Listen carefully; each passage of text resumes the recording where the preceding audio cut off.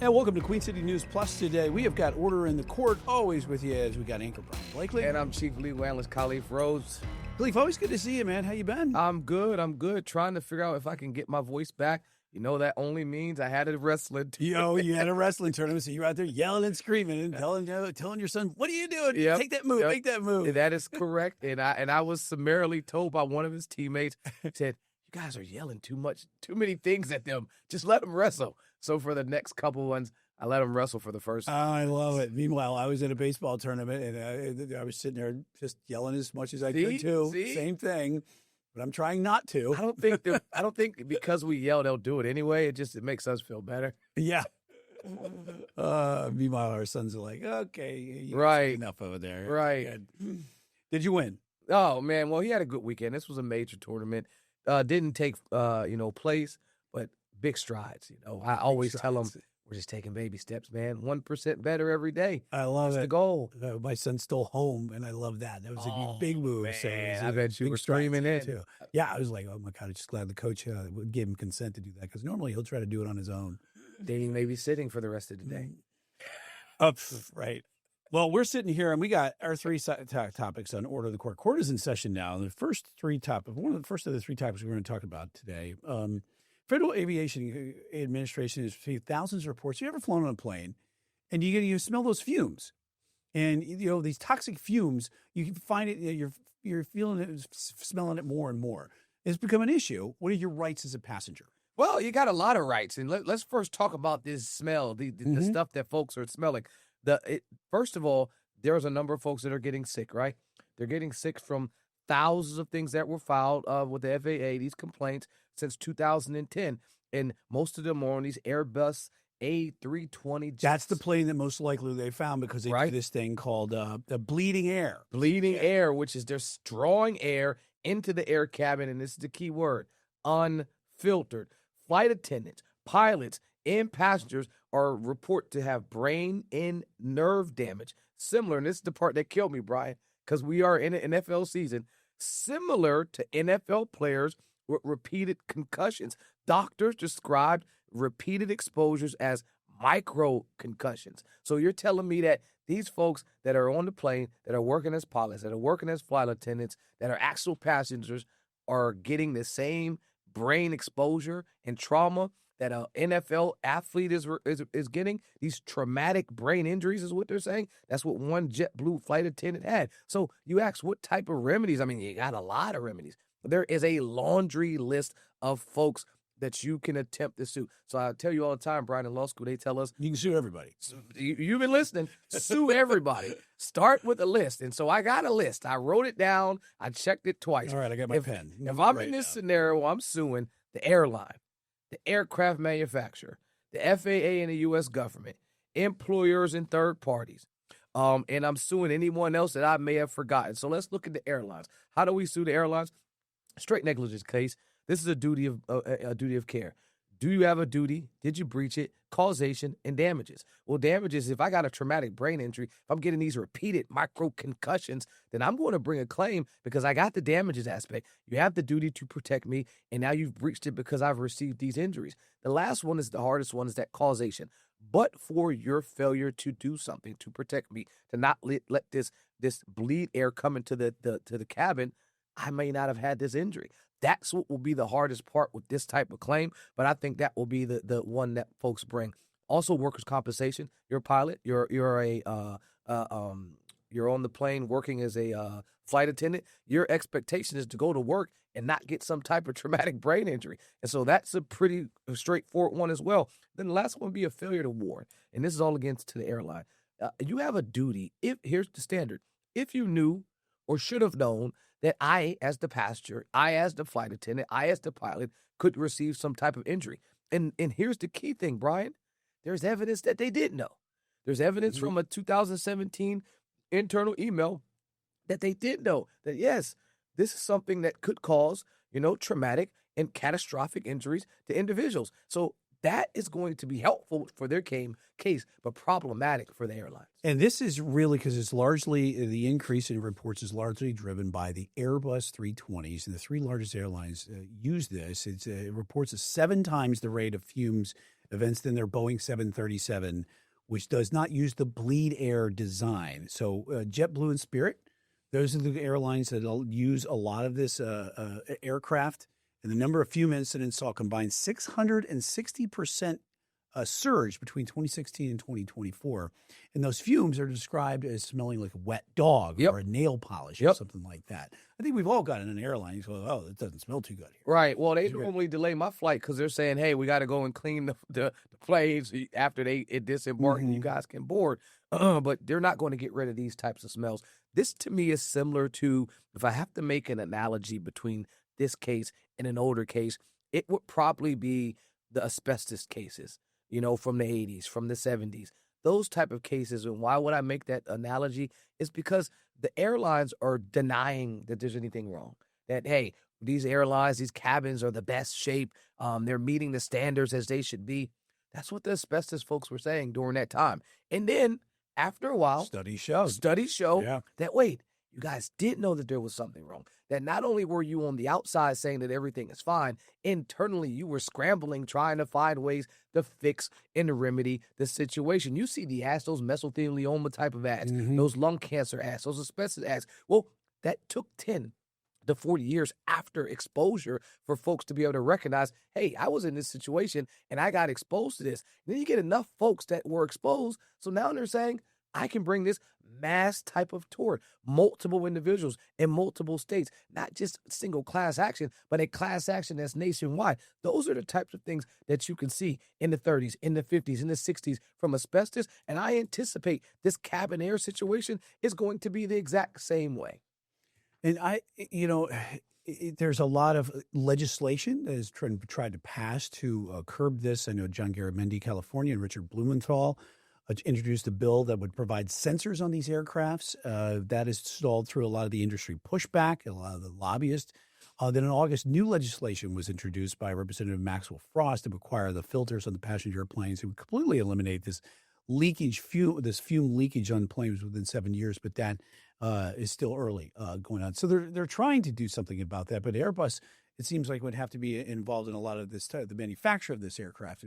That's one of my other potential targets I told you before. So not only do you have the airline, but you have the manufacturer that would fall right into line with some type of claim. And so if you're a manufacturer and you're out there and you're Boeing, you're Airbus, you are, watching this carefully. But to your point about those individuals saying they legislators wanting to add, warnings and that wanting to add any type of sensors. Well, first, there's a cost to that. And so Boeing and Airbus will have to do the determination of, do we have to fight this cost of not, using our lobbyists to stop them from requiring us to have these type of sensors or monitors there? Or do we just go ahead and add these on here? Or will the cost of litigation down the road, us paying to, settle these type of lawsuits or fight them in court, will that outweigh us actually just putting those types of things in there? But the air manufacturer, this is also negligence. This is a product liabilities case. What you're attempting to do there is you're saying, well, was that defective? This air bleed system that you talked about in the beginning, it brings air in through the engine. Is it inherently flawed in its service? Is it something that from its infancy, from the very way that you use it, nothing was, incorrectly being used? It was being used in the manner in which you created, and it still caused issues. Now that means that your product was defective, and because of that, you also can be held liable. So you got the airlines, but you also got the manufacturers, and I think both can be on the hook. All right, we are going to leave that one there for right now and continue following that story for sure. We're going to go on to our second topic. We'll have more, unfortunately, with the tragic death of Charlie Kirk, the conservative activist from last week at the Utah Valley University. Lots of fallout in a lot of different ways, and we'll have much more in that with our second topic coming up right after the break. You're watching Queen City News Plus. All right, welcome back to Queen City News Plus. You got Khalif and Brien here, second topic of the day, and we are going to be talking more about just a horrible situation, a tragic shooting on the campus of Utah Valley University. Doxing somebody, and describe what that is and also what that means for, in this case here with Charlie Kirk. So when you're doxxed, the process of doxing is exposing a person for something that they have done in the past. That's been the process where, because everything is online, because social media works in real time, because you don't have to go and physically go somewhere to harass someone. I can dox you by putting your personal information out there, your address, where you live, where you work, have folks call your job, have people show up at your house. That coordinated effort of doxing you, that harassment on another level. I remember when social media first came out and folks would talk about how it's harder for kids to go to school now because in this era, you don't just get harassed or bullied at the school. The harassing and the bullying continues because even when you're not at school, you're still connected through social media to these folks and they still can harass you even in that space. Well, doxing is the same exact thing. You have someone that will get your information and put it out there, put it on the website. In this situation, there's a website that has, over multiple millions of names and users on there that have connected 4.4 users, I should say, that are following this individual, but millions of names that are on here for folks. I should say tens of thousands of names and personal data of individuals that have alleged to have made comments about Charlie Kirk's passing in a negative light. Now, the issue with this story, the one that we're talking about, is these are people that are being doxxed that actually didn't make any comments. So while you have innocent people, right? While you have multiple, conversations that are happening, and in his life, Charlie Kirk made a number of statements, right? And he was well known for sparking conversations. And so even in this situation right here, you have he's sparking conversations on one side, supporting, on the other side, folks are not supporting and talking negatively about the things that he may have said while he was alive. But then you have these folks that are kind of caught up in the middle, that aren't saying anything, that are just, trying to go to work and live their life. And now they're being doxxed. Their personal information, their home address, their workplace, they're being swept up into this conversation, and they've had nothing to do with it. This guy here, Ali, a Walmart IT technician, falsely accused of running an account celebrating Charlie Kirk's death. Well, the sad news is he never said anything. Yeah. So his personal information, his photo, his address, his phone number was posted online. And he said when he first saw it, he's like, oh, well, this must be spam. I'm not going to respond to it. Receiving alarming messages and voicemails telling him to, quote, hide. Yes, hide out of America. We know where you're at. Yeah. Get out of America. We know that what you said. And all of the while, he didn't say anything. So those are the types of things that are concerning when you have this nationwide dialogue that has started in a social media space, not in a real location, not in a physical, a public hall or something, or a university campus. This is this individual just trying to go to work. And now he recognized that, hey, I'm caught up in the middle of a coordinated campaign that I had nothing to do with.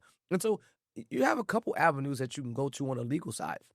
First, I'll talk about how the government has attempted to at least talk about these things, and it's been a mixed messaging. You have the Trump administration, some of these officials are encouraging these campaigns. Defense Secretary Pete Hegseth said the Pentagon was monitoring military personnel who mocked Charlie Kirk's death. So you have that Deputy Secretary of State Christopher Landau suggests revoking visas for people who celebrated his passing. And then you have this rep out of Louisiana threatening to ban targets from social media for life and blacklist their business, revoke their licenses, and remove them from school if they talk negatively about him passing. So it opens up the door for a number of legal challenges. The first challenge is obviously, if you've been a person that's been doxxed, defamation, right?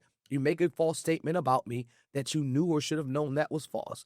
If you're not a public figure, the standard is low. If you're a public figure, you have to have done it with some type of intent to cause harm. I think those would be easy, but it's just like they teach you in law school. You can't get lemon from a person that doesn't have lemonade. Mm-hmm. And so if you're trying to squeeze them for defamation and then you bring a lawsuit and it costs you thousands to take them to court and they don't have two nickels to rub together, it's going to be hard for you to get something from them. So even though defamation is the answer, it's hard. And even on the criminal side, the standard for harassment in our state, North Carolina, it's not just that someone is repeatedly sending you messages, but repeatedly sending you messages to the point where now it's caused some physical manifestation. You're not just harassing me and I'm reading emails and text messages and phone calls, but now I'm seeking treatment. I'm going to therapy. It's created an era where I can't even live my normal life. So the criminal side of it is such a higher burden that individuals that are out there that are these keyboard warriors that are, sending messages like that, it kind of protects them. But then I'd say on the government overreach side, the individual out of Louisiana saying that he get businesses to lose their business for making comments, that kind of goes to government overreach. That goes to you saying that now I'll use my official capacity to now go after an individual's speech, and it's not viewpoint neutral. It's viewpoint specific. He's saying you are specifically saying these things about Charlie Kirk and his death, and because you're saying them about him and his death, I am going to make negative things happen to you, and I'm going to stop your communication. That right there is a First Amendment violation, but also would be an issue with a chilling effect on due process and a number of things as an elected official that he may not want to do because it may bring issues with him in his office. It seems like when you get into that doxing forum, it's a tough way to get out of it. It's a tough way to fight for it because it is costly and it does take time. And by that time that it's taken to even get to the point where you do get some sort of protections, it's too late. I mean, most of these folks are going to lose their job. So if you're at a private location and you lose your job, there's not many protections. Especially for someone like this guy here, Ali Nazarati, who was totally, completely innocent and didn't do anything you're saying. Most of these guys in this story that we're talking about are innocent. The ones that are making comments that are being fired, not the ones that are innocent, but the ones that are specifically making comments to their social media pages. And I've talked about this before. The freedom of speech in our country, yes, it is free, but the consequences they cost. And so to have the secondary effect of your statements end up leading you to be fired or terminated from your employment, that's something that you have to live with when you are engaging in that free market of speech. However, if you're not engaged in speech at all, if you're not typing, if you're not writing, if you're not saying anything, and then you still lose your job, there are remedies in place in the public forum. I think that's clear that there's a First Amendment protections in the public space, specifically for negative comments. But in the private employers, it's there, it's protections, but it has to be protected by state law. It has to be protected by maybe your contract. There are a number of other ways that you need to have protections if you're not a public employee. Yeah, there was no way to justify what happened here. It was Absolutely a horrendous, tragic situation that no one should lose their life the way they did. Not everyone did agree with Charlie Kirk and what he did say. But now we have coming up on our next topic, we're going to talk about a local school that painted some support for Charlie Kirk on the local rock outside their school. And we're going to talk about that coming up after the break. You're watching Queen City News Plus. Welcome back to Queen City News Plus. You've got Order in the Court with Khalif and Brien. We're going to continue our conversation here about the tragic shooting death of Charlie Kirk. A lot of people are expressing their feelings about what's happened over the last few days, including people at Audrey Kell High School. There are some students that took it upon themselves to paint a message on their spirit rock outside Audrey Kell that said, long live like Kirk. And there is a confusion over whether students involved had the permission to paint that. They said they did. CMS, we have asked them about it as well, about being able to express those kind of viewpoints at a spirit rock at school. What say you, counselor? This is a very weird position, right? We have these rocks. I got 4 school students, in all the schools, 4 kids in school. In elementary, they have these rocks. In high school, middle school, they all have them, right? And most of the time, it'll be happy birthday. Or it'll be, gold team. Go Spartans. Or right. This weekend. Every once in a while, there'll be a situation where it doesn't go that route, and you'll have to have a discussion on, are they able to do that? And the first question you want to have is this speech, right? I tell you all the time that speech isn't just your words, but it's also writing. Speech isn't just words and writing, but it's also clothing. It's the way, it's what you wear. And so all that speech, and it's also what you acquire. So speech is, access to your books. It's access to you actually viewing words and writings and drawings on the rock. That is speech. And so now you have to say, does the government have an ability to limit speech, specifically student speech? Because that's what we're talking about. These are kids, right? And so the main case, I remember this from law school like it was yesterday, Tinker. The Tinker case talks about how a student doesn't shed their First Amendment rights just because they're a student. And I absolutely love that case because I'm like, I remember being in school and teachers would always tell us, be quiet, sit down, and do Mhm. this. I wish I would have went to law school before that so I could have said, well, wait. We actually have an opportunity to speak here. But I truly am amazed at how the court wanted to ensure that in this case from the 60s, that during late 60s, early 70s, that kids were protected. And you got to remember what was happening during that time. You would know multiple protests. Folks were Mhm. attempting to, speak their mind about wars and other things at a frequent basis, way before social media, way before the internet. But having a time where you can say, hey, we're all going to get together and wear wristbands. We're all going to wear these armbands to protest, these wars. Okay, we're going to do these sit-ins. We're going to, do a number of things that we're going to kneel in the middle of the hallway. A number of things that we want to showcase our support for things that are happening. And so Tinker's there. In political speech is at the core of free speech. So you hit another one.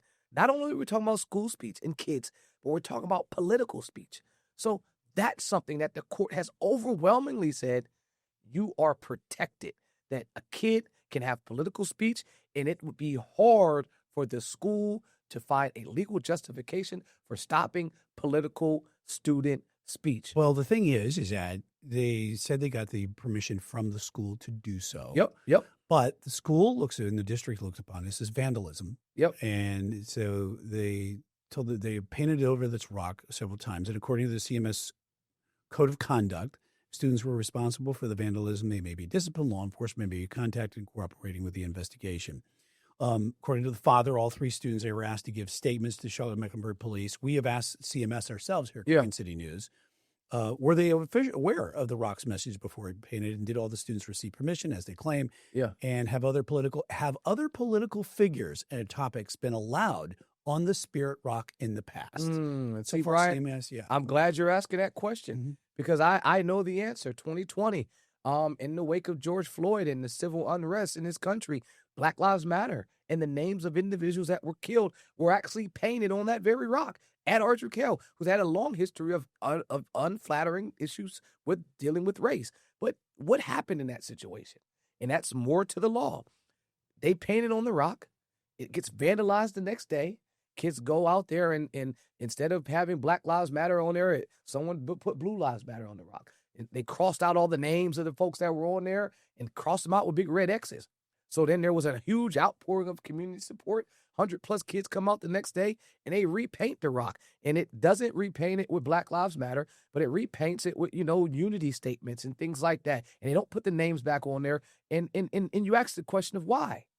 The answer is pretty clear, and it's similar to why this one, even if they were given permission, would have been wrong and it would have needed to have been removed. Even though I already said that student speech is protected, even though I said that political speech is protected, the key point in all of these cases is that the court says that there is this substantial disruption test, that if your painting, if your speech, if whatever you're attempting to say will substantially disrupt school, then the school is within their right to stop it, to chill it, to freeze it. So in that scenario, the school says, hey, a Black Lives Matter scenario, you guys painted on this rock, and we've now recognized that it's been vandalized.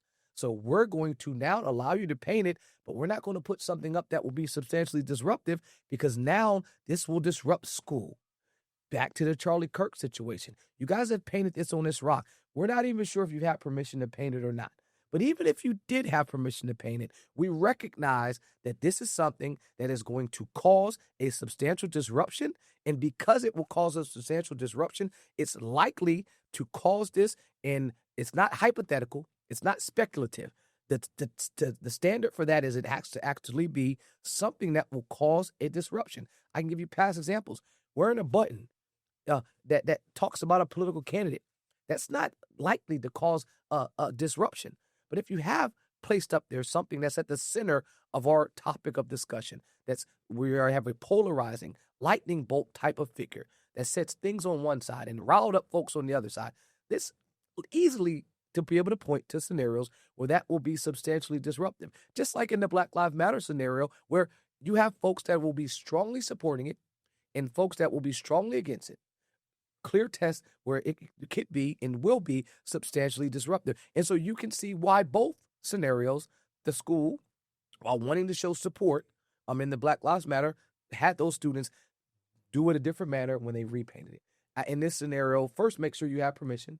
Second, make sure you are in a situation where you're not putting things on there that are substantially. Well, it seems like the school was not in line with what CMS was, and we're still waiting to get a little bit more information about that. Well, I'll definitely keep following it. The school can also say another thing. They can say, even if it's not substantially disruptive, I am, as the school district, as the school itself, am in my discretion to say something called time, place, and manner. And this is key with speech, that I'm not saying that you can't do it today, or you can't do it. You just can't do it today. I'm not saying that you can't do it today, but you can't do it here. You can do it down the street.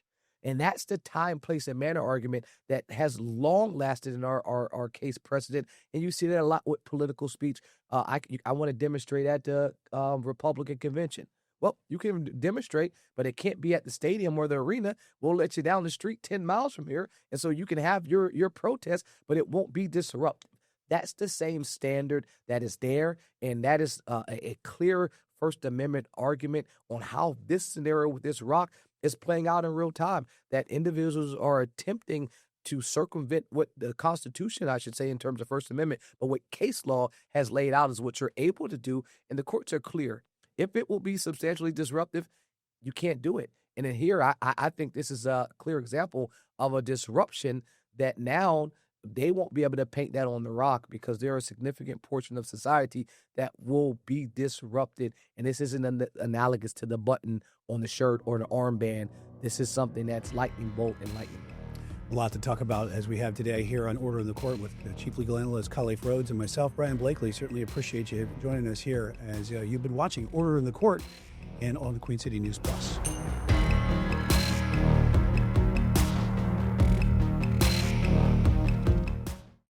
Queen City News Plus. Just search Queen City News on your smart TV's app store.